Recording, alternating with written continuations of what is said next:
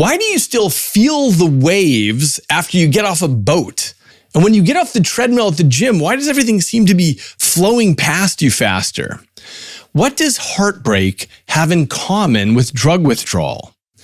And why, after you stare at a waterfall for a while, do the rocks on the side seem to be crawling upward? Why did people in the 1980s think their book pages had some color red in them, but no one thought that before or after the 80s? And what does any of this have to do with the great philosopher Aristotle watching a horse stuck in the river? Welcome to Inner Cosmos with me, David Eagleman. I'm a neuroscientist and author at Stanford. And in these episodes, we sail deeply into our 3-pound universe to understand why and how our lives look the way they do.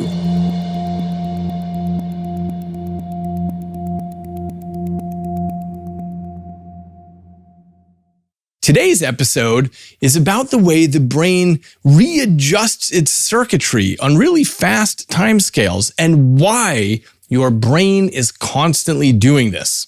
In the 1980s, tens of thousands of people began to notice something really weird when they looked at a floppy disk envelope with the black and white IBM logo on the front. The letters IBM seemed to have a red tint. And the same thing happened when people looked at pages in a book. The text seemed like it was shaded red.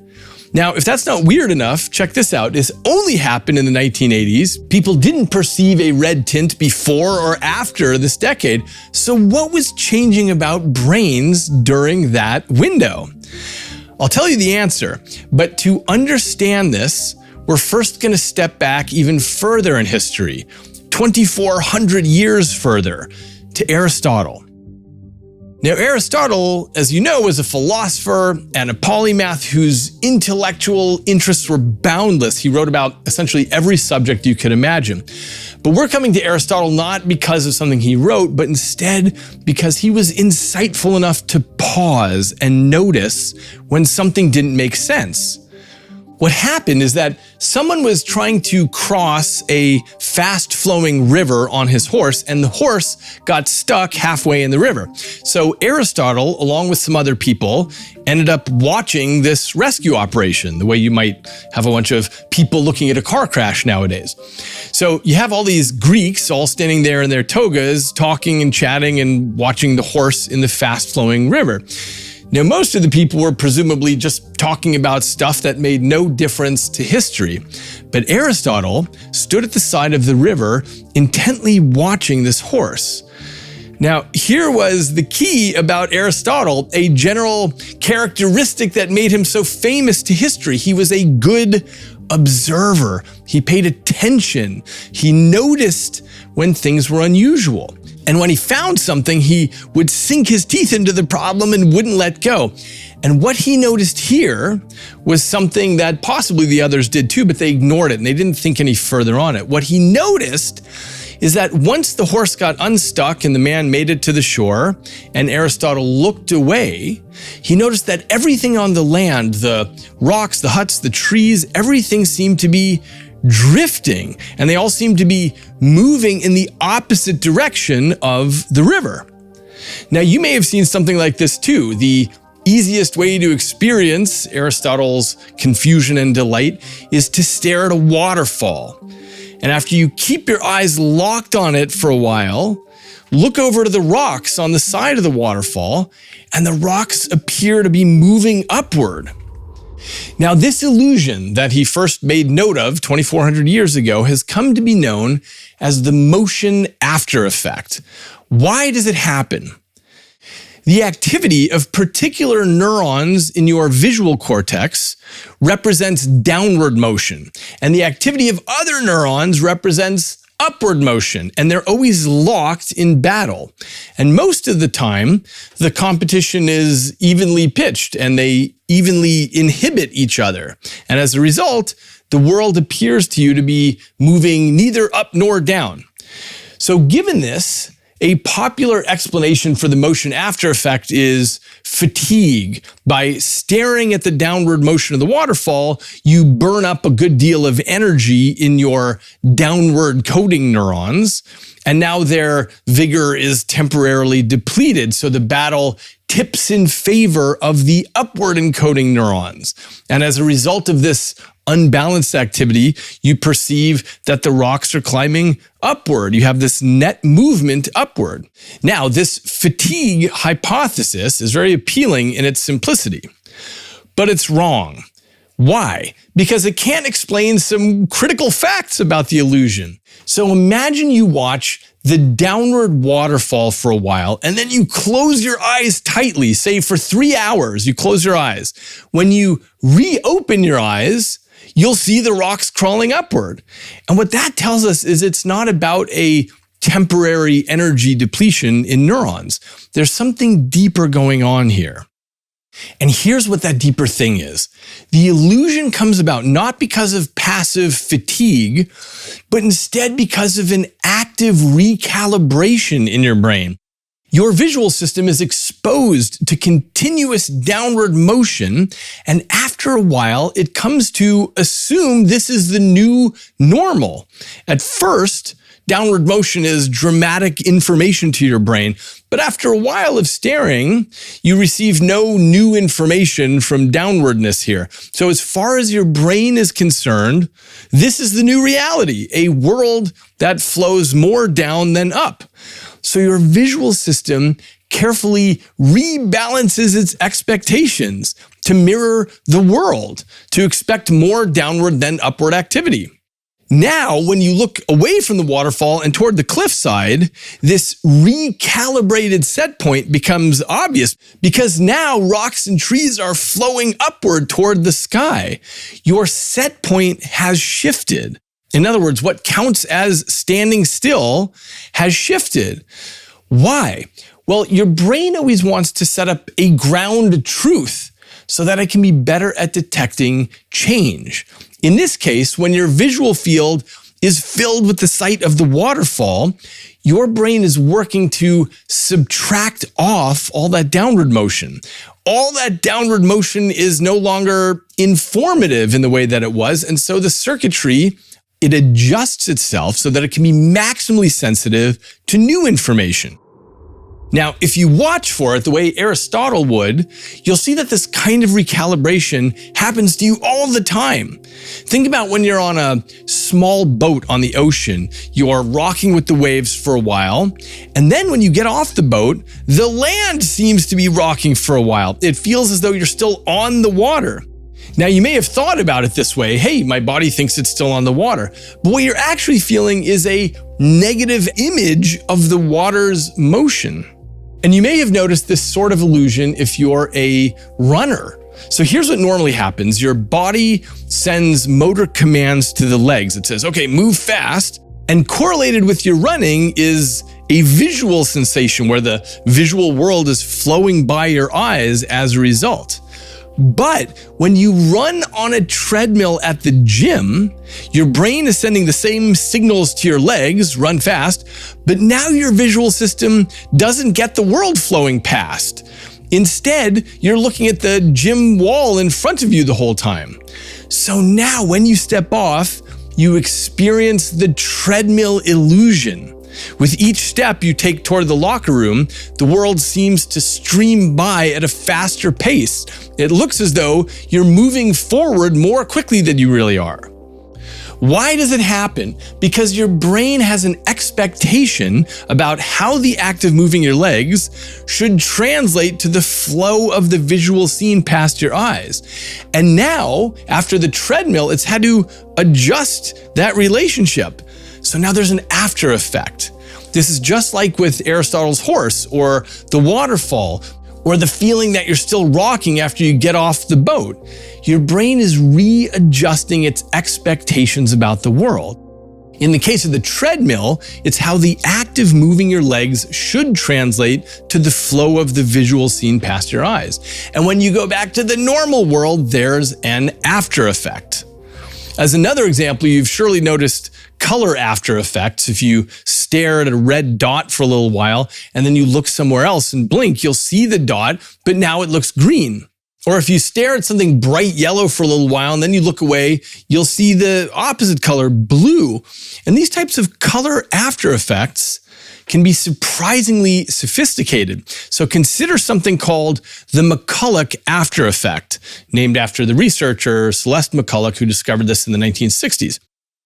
So to really get this, I want you to imagine a bunch of black and white lines, like black, white, black, white, black, white. Now imagine a group of these that are horizontal and a separate group of these that are vertical. Now, this can't just be imagined as an illusion, but has to be looked at to work. So please find a picture of these lines on eagleman.com/podcast. Go over there and take a look at this. Okay, so look farther down the page and you'll see lines that look the same as these black and white lines, but now they're colored. The horizontal lines are green and the vertical lines are red. And what I want you to do is stare at these colored lines for a bit, like a few minutes. The green lines go side to side, the red lines go up and down. Now go back to the original black and white lines and you'll see something amazing. You'll see that the spaces between the black and white horizontal lines now look reddish and the spaces between the black and white vertical lines look greenish. This is the McCullough Effect. You got to try this for yourself. It's really worthwhile. Now, why does it happen? It's because when you stared at the colored lines, your brain said, hey, wait, for some strange reason, everything horizontal is appearing green to me and everything vertical is looking red to me, but those features shouldn't really be correlated. And so it adjusts itself to cancel out this strange relationship going on. And when you look at the black and white lines again, you're seeing the after effect. The horizontal lines were being internally shifted in your brain towards the opposite color, red, and the vertical lines toward green. And again, I just want to be clear, this has nothing to do with fatigue, because in 1975, two researchers showed that if you stare at these red and green lines for 15 minutes, the after effect can last 3.5 months. So your brain is always doing an active recalibration of the world out there. And this active recalibration is why in the 1980s, many people began to see the text in the books appearing to have a red tint, because at that time, the population had just begun to use computer monitors to do word processing. And as some of you remember, unlike modern monitors, these early monitors only displayed one color, green. And so you typed a bunch of lines of text on the screen and it looked like horizontal lines of green on a black background. So people would stare at these horizontal green rows for hours at a time, all day while they were doing their computer work. And so when they picked up a book, the horizontal lines of black and white text were shaded with the complementary color red. It was the McCullough Effect. Their brains were adjusting to a world of horizontal green lines, and their reality changed accordingly. Now, I mentioned that the computer users in the 1980s also experienced this illusion when they looked at the IBM logo emblazoned on the front of the floppy disk sleeve. If any of you remember the old IBM logo, it's the 3 letters spelled out of horizontal lines, as though you're looking at IBM put through a egg slicer. And so the logo, just like the horizontal lines in the book, looked tinged with red. And designers at IBM were flummoxed about this because they had definitely not printed their black and white design with any red in it, and yet everyone was insisting that they had. So all these after effects teach us something wild. Even though you just open your eyes and look around the world and assume you're just seeing reality out there, in fact, your brain is doing massive work behind the scenes. It's always recalibrating itself on the fly to try to improve what it's seeing, to try to get rid of information that doesn't matter so it can surface the information that does matter. And this active recalibration of the world that's happening behind the scenes, this applies to everything. How much motion is in the world, how stable the ground is, whether vision flows past us when we move our legs, whether lines are infused with color. None of this stuff is decided in our genetics. It's all calibrated by our experience. Now, I want to take this concept of adaptation one level deeper. I want to introduce the concept that your brain is making things invisible if they are expected. So take this as an example. Let's say you take a yellow ping pong ball and you cut it exactly in half, and you lay one hemisphere over each eye. And what you'll see is the whole world is an even blanket of yellow color. But within a few moments, you don't see any color at all.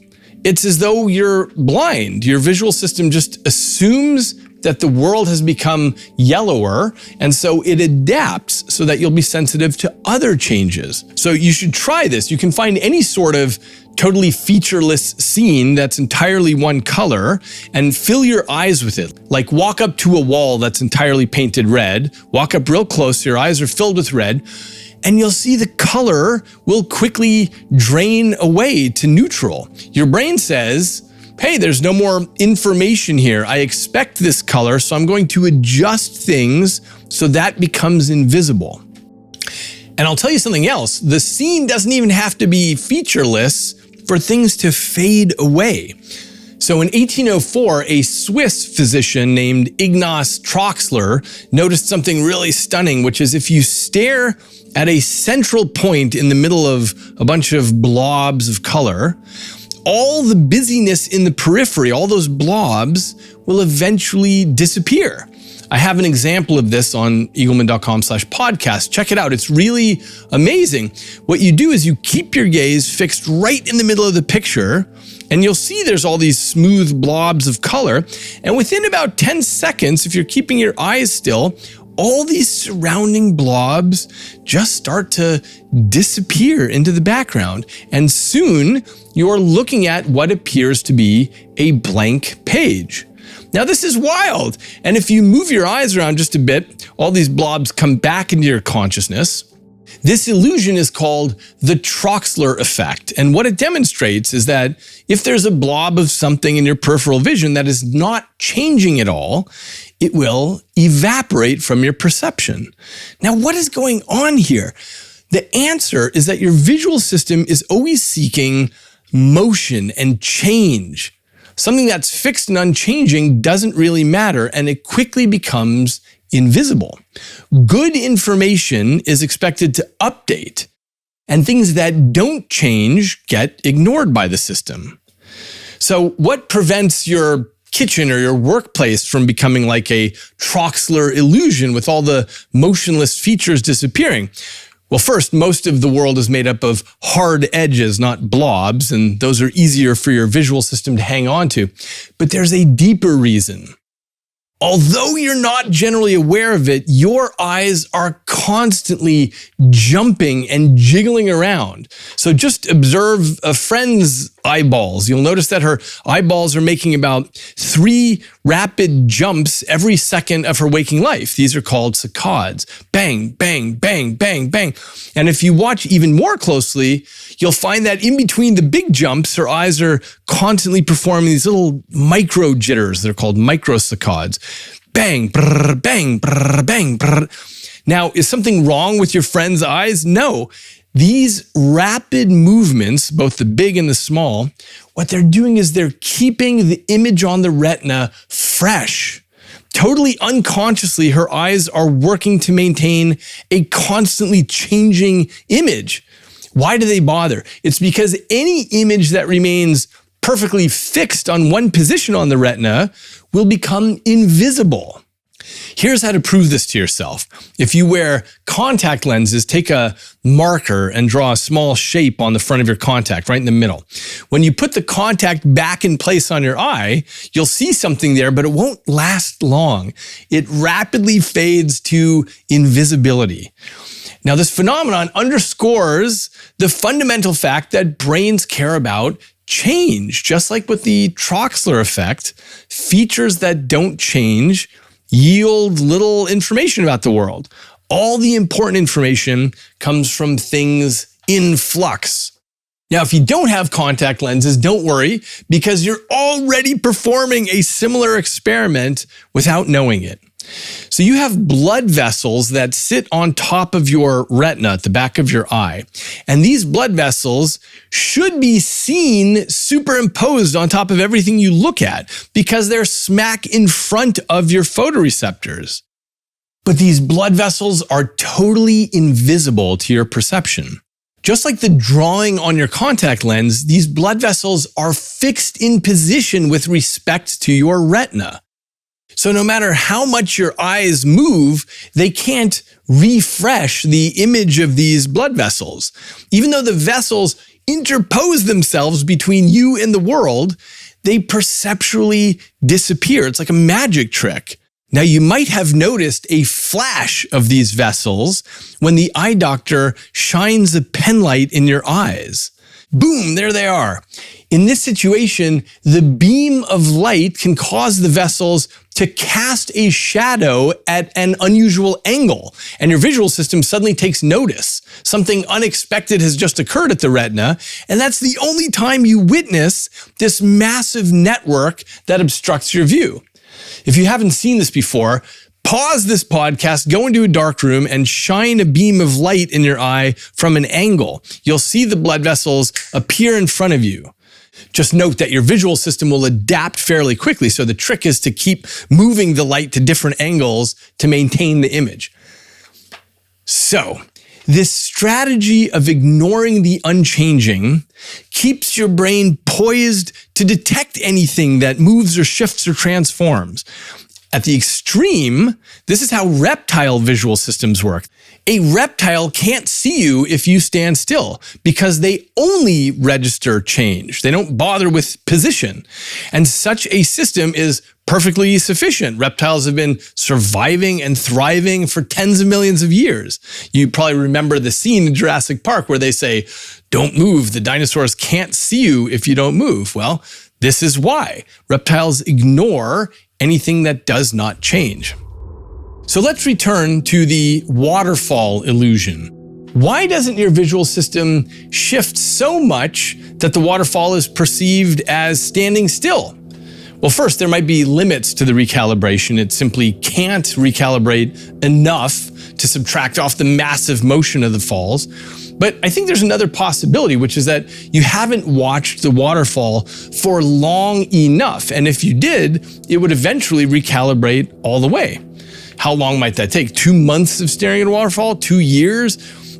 In theory, if you were to watch for a long enough time, then the short-term changes in your visual system would eventually lead to longer-lasting changes, leading eventually to changes at the deepest levels of the system. So ever-present background motion would become invisible to us. And this leads to a crazy speculation that I made in my book Livewired. It's crazy but logically sound. Are parts of the world invisible to us? That should be obvious. Imagine there was something like a cosmic rainfall that had existed your entire life. It would be completely invisible to you because you've never seen otherwise, so your visual system would have set the downward motion as its 0 point. If the cosmic rain suddenly stopped, it would seem as though the whole world were suddenly moving upward. We would believe that something had just appeared, ascending rain, even though the real rain had just ended.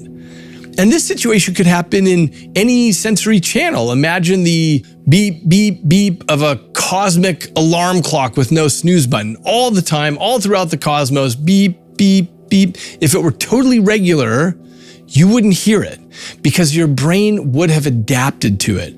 If the cosmic alarm suddenly ceased, everyone would hear a great beep, beep, beep, but we would have no idea that we were experiencing the Aftereffect with the external sound totally inside our heads. Successful adaptation makes regularities invisible. So, we've been talking about these illusions as the results of adaptation, but there's actually another way to look at this. These illusions result from prediction. So if you subtract away the downward motion of the waterfall or the rocking of the boat or the drawing on your contact lens, that is equivalent to predicting its continued existence. In other words, when brain circuitry adjusts, it's making a guess about what the world is likely to be in the next moment. It stops talking about news that is expected to continue. So think again about your retinal blood vessels. They are perceptually invisible because your visual system predicts them away. It knows they are going to be there, so it ignores them. It's only if those expectations are violated, like when a light shines in from a strange angle, that your brain spends any energy on representing that data. Your brain doesn't want to pay the energy cost of spiking neurons, so the goal is to reconfigure the network to waste as little power as possible. If a pattern streams in that's predictable or even partially guessable, the system saves energy by structuring itself around that input so as not to be surprised by it. If your brain is quieter, that means there are fewer violations of expectations. Things in the outside world are going approximately as forecast. In other words, an energy-conscious brain wants to predict away everything possible so it can save its energy for just representing the unexpected. Silence is golden. So although many neuroscientists think of activity in neurons as the representation of things in the world, it may turn out that spikes are the unpredicted, energy-expensive part. The representation of something totally expected would be nothing but a hush falling over the neuronal forest. The system makes adjustments only when it gets surprised. If your brain thinks that all bricks weigh the same amount and then you attempt to pick up a brick made of lead, the violation of your expectation causes cascades of changes to deal with this new turn of events. But in contrast, if everything is successfully predicted, there's no need to change anything.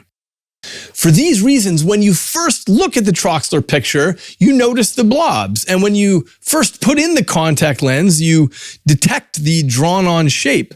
But after a short time, your brain adjusts itself. It's no longer surprised.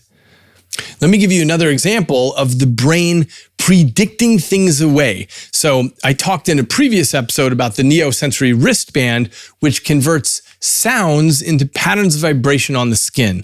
And deaf people wear the wristband, and with time, they can start to hear the world through the signals that get to their brain via the skin. If you're interested in learning more, that was episode 12. But the point I want to make here is what happens when a hearing person first puts on the wristband. They always react with surprise when they're feeling all the sounds of the world and they say, whoa, this thing is picking up on my own voice. They're always startled by that because it seems like they shouldn't be registering their own speech. But of course, your ears pick up on your voice all the time. It's typically the loudest voice in your conversations because your own mouth is the closest one to your ears.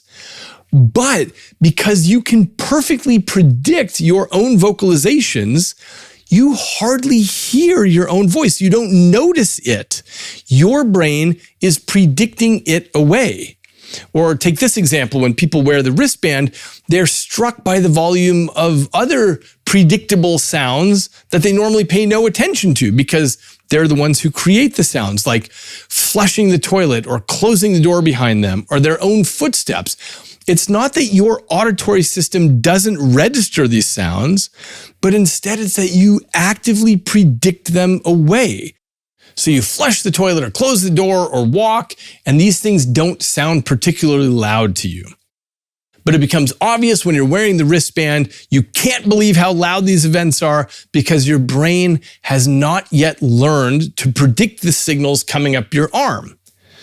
So your brain actively recalibrates because that allows it to burn less energy. But there's an even deeper principle at work here. In the darkness of your skull, your brain is striving to build an internal model of the outside world.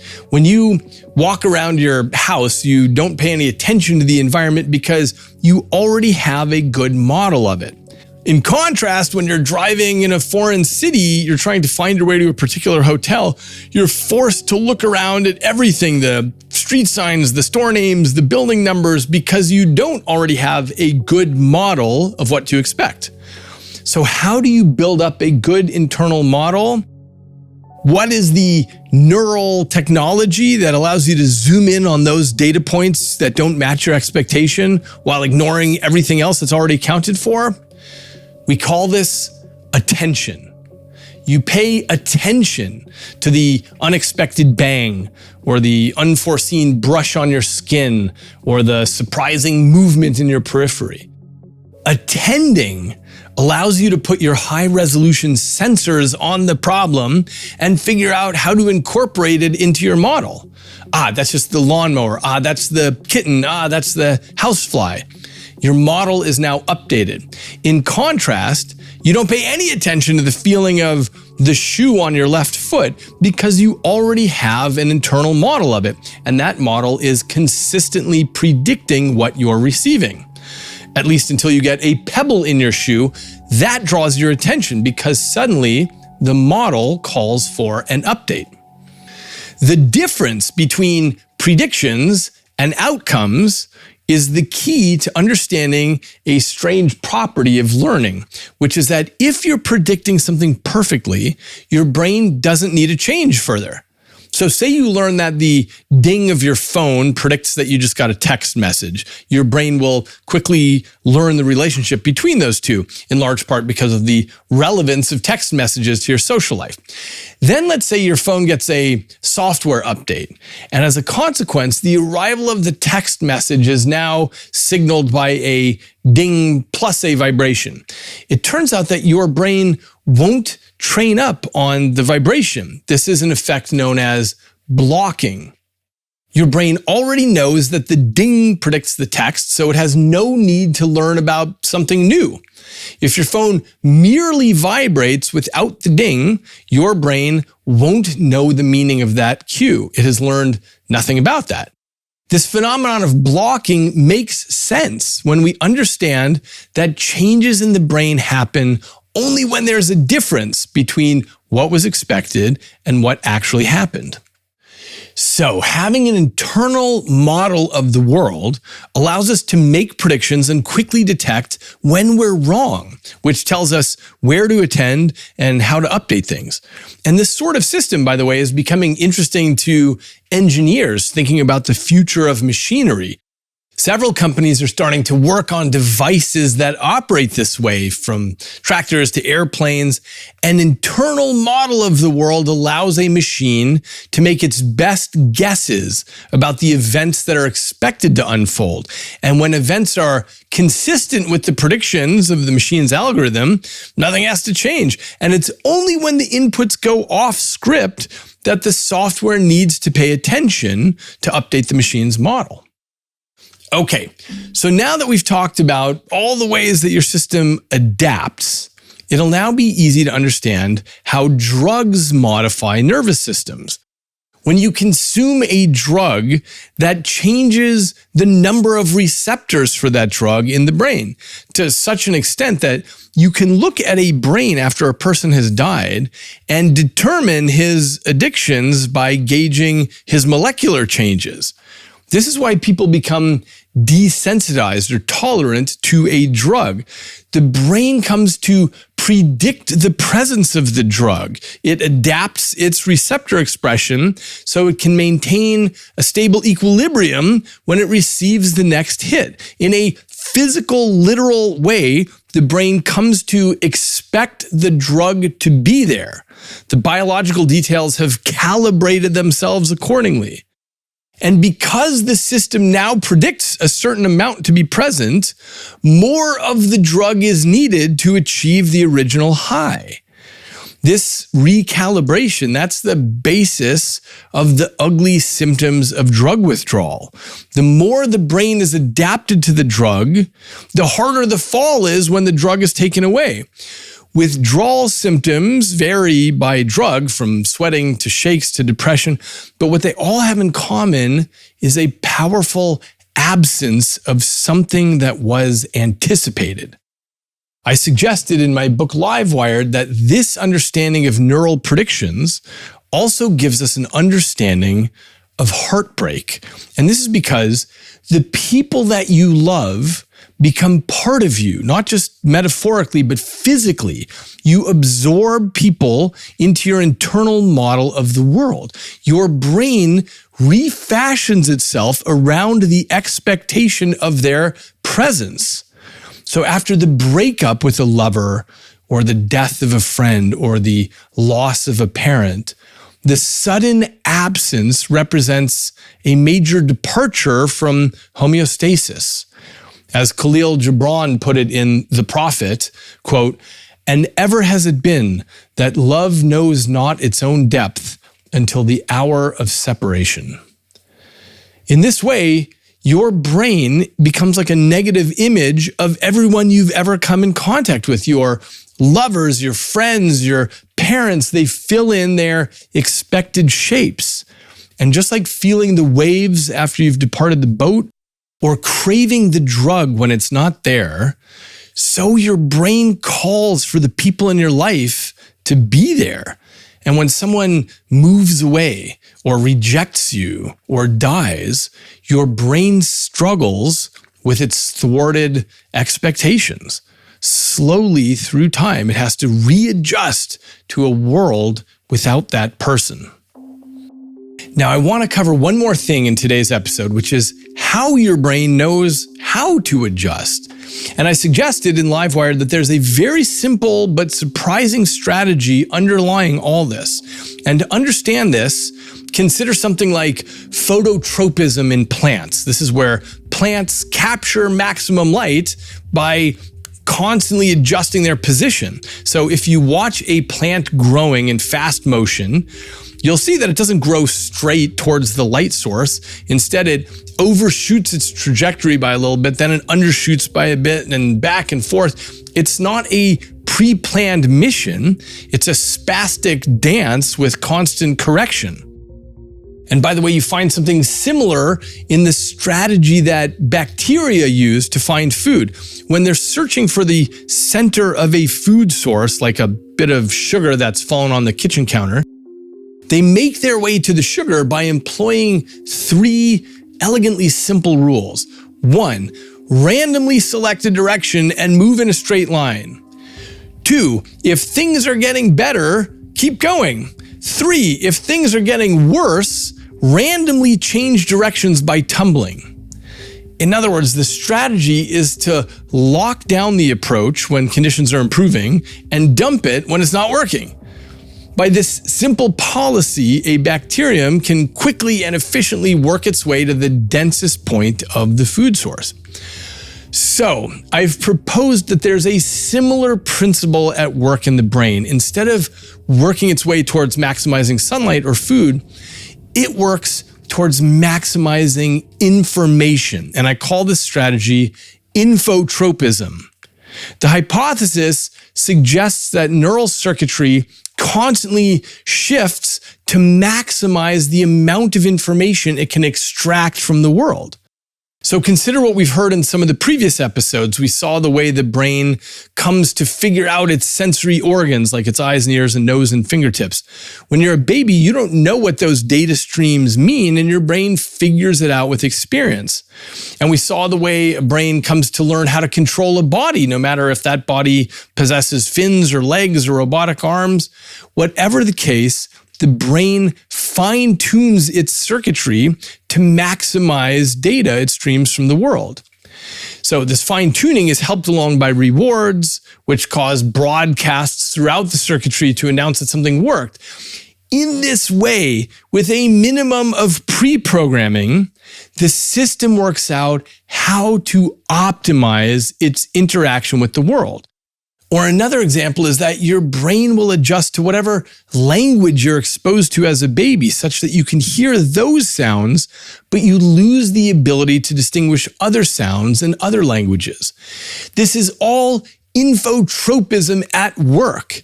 Babies' brains adjust to maximize the data that matters around them. On a longer time scale, when a person goes blind, other senses take over the visual cortex. And in an upcoming episode, we'll learn how neurons actually pull this off. But for now, note that we can interpret this takeover as infotropism. The brain is maximizing its resources so that it can best interpret whatever data flows in. And just think about the McCullough Effect with the horizontal and vertical colored lines. Your visual system works to separate the dimensions of color and orientation because it's trying to maximize information from the world. And so accordingly, it doesn't want to mix together these separable measures. So although the effect is typically viewed as simply a fun visual illusion, the work happens under the hood for a deeper reason. If something were causing a tinge to appear on lines, like some strange overhead lighting or something wrong with your optics, your brain would reorganize itself to take care of this, canceling out this weird relationship. And by doing so, it would maximize your capacity to extract information about colors and orientations separately. By separating two dimensions that statistically should be unyoked, your brain can best gather information from the world. Here's a cool example of infotropism at the level of neurons. The retina in your eye, the set of photoreceptors at the back of your eye, captures the light of the world and tells the brain what it's seeing out there. But it reads the world differently in the day and in the night. So in bright daylight, there are plenty of photons to capture. And so each photoreceptor just takes care of its own tiny dot of the scene. And this gives nice and high resolution. But at night, it's a different story. There are few photons to be captured. And so now the important job of the retina is to detect that something was there, even if it can't tell that with high resolution. So at night, the photoreceptors do their work very differently. Essentially, they join forces with their neighbors. They change the details of their internal molecular cascades so they can link arms with one another. Now they're operating as a team. They can detect much lower levels of light. They can detect fewer photons out there. So what we have here is this beautiful and sophisticated strategy that has the retina operate differently as the light levels go up or down. When it's bright out, the system achieves high spatial resolution, and when it's dark, photoreceptors pool together to have a better chance to catch photons, which results in vision that's more sensitive to dim light, but blurrier in resolution. You've surely noticed this at nighttime when you can't quite make out what something is out there, whereas it would be easy in the daytime.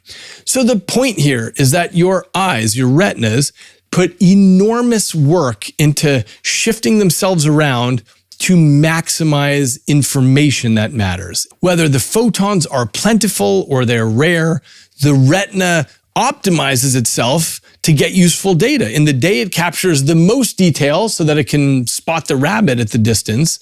In dim light, it shifts to higher sensitivity to capture whatever's out there with lower detail, capturing the shadowy essence of the jaguar lurking in the gloom. Mother Nature figured out not only how to build an eye, but also how to adjust its circuitry on the fly so it can operate well in different contexts, all to make the best use of what's available. It is infotropic. Just like the plant seeks light, the retina seeks data. And more generally, as we've seen in this episode, the brain is always seeking information. It constantly adjusts its circuitry to maximize the data it can draw from the world. So if you're staring at a waterfall, it discounts the downward motion so it can be sensitive to other things. If you put on yellow sunglasses, your brain discounts that shift in color so that it can be more sensitive to other information.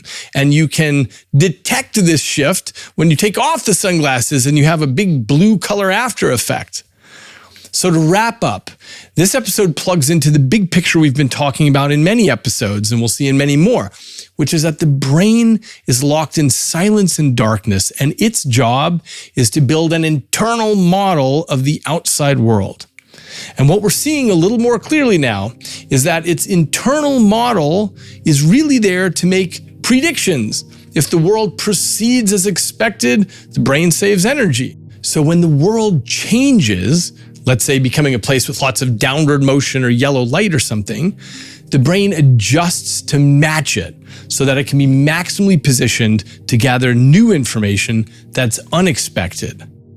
So these after effect illusions seem funny and maybe trivial, but they're actually a powerful way for us to reveal this constant adaptation that your brain is doing. Over the course of many episodes coming up, we're going to see how fundamentally the brain is a prediction machine, and that is the driving engine behind its constant self-reconfiguration. By modeling the state of the world, the brain reshapes itself to have good expectations, and therefore to be maximally sensitive to the unexpected.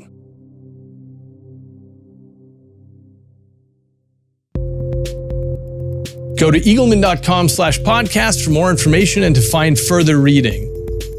Send me an email at podcast@eagleman.com with questions or discussions, and I'll be making an episode soon in which I address those.